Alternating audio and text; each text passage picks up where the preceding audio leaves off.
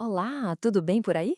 Sabe aquela frustração de cuidar da sua horta de rabanetes e na hora da colheita encontrar só folhas? Pois é, hoje aqui no Jardim Verde a gente vai bancar o detetive e desvendar de vez esse mistério.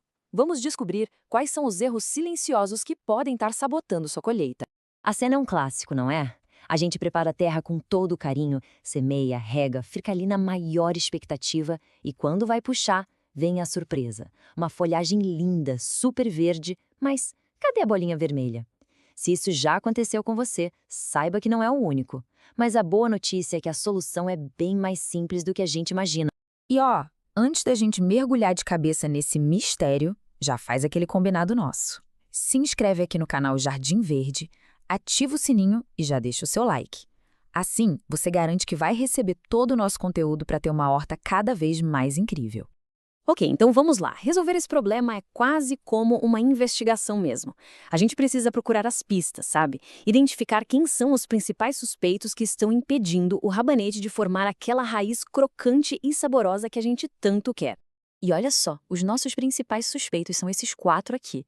Eles agem na moita, de forma bem silenciosa, mas o estrago que eles fazem é enorme. Vamos analisar um por um para entender direitinho como eles sabotam a nossa plantação. Vamos começar pelo básico, pelo alicerce de tudo, o solo. Um solo duro, pesado, compactado, ele é literalmente uma parede para o rabanete. É o primeiro grande obstáculo que a raiz encontra pela frente. A diferença é gritante, né? De um lado, o solo compactado, que na prática sufoca a raiz e faz com que ela cresça toda torta ou nem cresça. Do outro, um solo fofinho, solto, um ambiente perfeito para a raiz se expandir. Pensa assim, o rabanete precisa de espaço para poder engordar.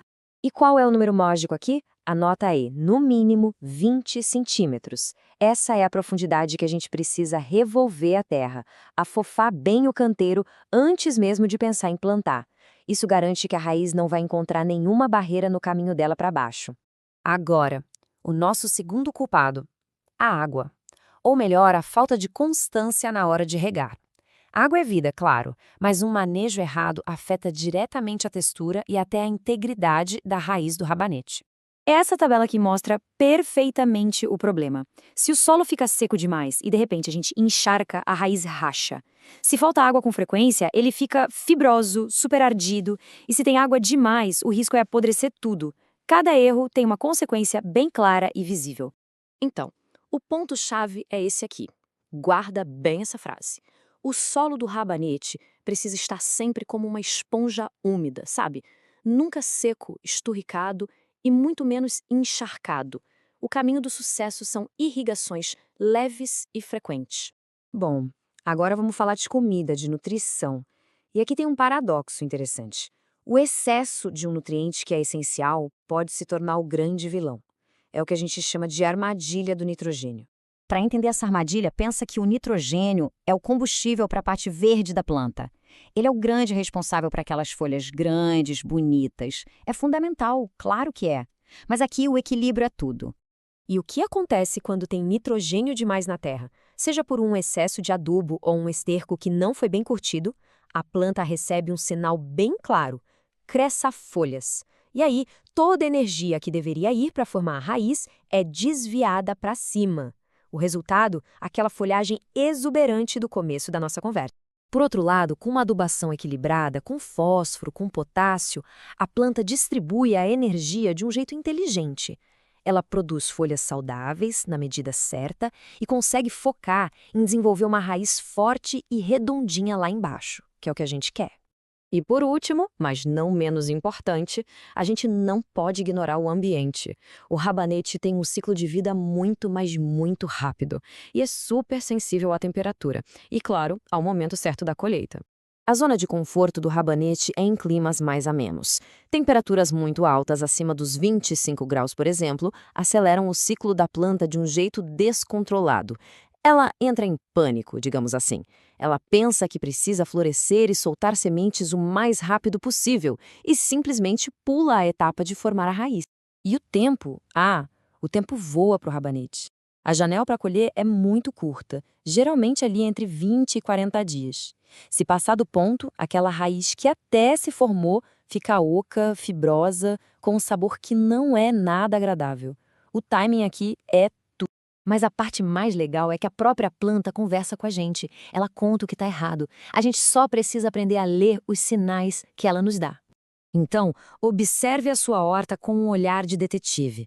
As folhas estão gigantes, mas a raiz não vem? Suspeite do nitrogênio.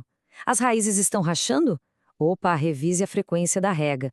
E se na hora de colher elas estão ocas, na próxima vez é só colher um pouquinho antes. As respostas estão todas ali. Muito bem. Depois dessa investigação completa, chegou a hora do veredito, do nosso plano de ação. Vamos transformar todo esse conhecimento em passos bem práticos para garantir que a sua próxima colheita seja um sucesso. Então vamos lá. Resumindo o nosso plano de ação. Primeiro, preparar o solo, deixando ele bem fofinho, com pelo menos 20 centímetros. Segundo, a rega, mantendo aquela umidade constante. Terceiro, adubar com equilíbrio, sem exagerar no nitrogênio. E quarto, e talvez o mais importante, colher na hora certa. Seguindo esses passos, não tem erro. E a melhor notícia de todas é que, por ter esse ciclo curtinho, o rabanete dá um retorno muito rápido. Se você aplicar essas correções agora, na próxima leva, em menos de 40 dias você já vai ver uma diferença enorme. O sucesso está logo ali. E agora, eu quero saber de você. Depois dessa nossa conversa, qual desses erros você acha que pode ter acontecido aí na sua horta? Conta pra gente aqui nos comentários, vamos trocar essas experiências. É assim que a gente aprende junto. E se essa nossa investigação te ajudou a entender melhor o cultivo do rabanete, não esquece, deixa aquele like, compartilha com quem também adora uma horta e, claro, se inscreve no Jardim Verde para não perder nenhuma dica. Um abraço e até a próxima!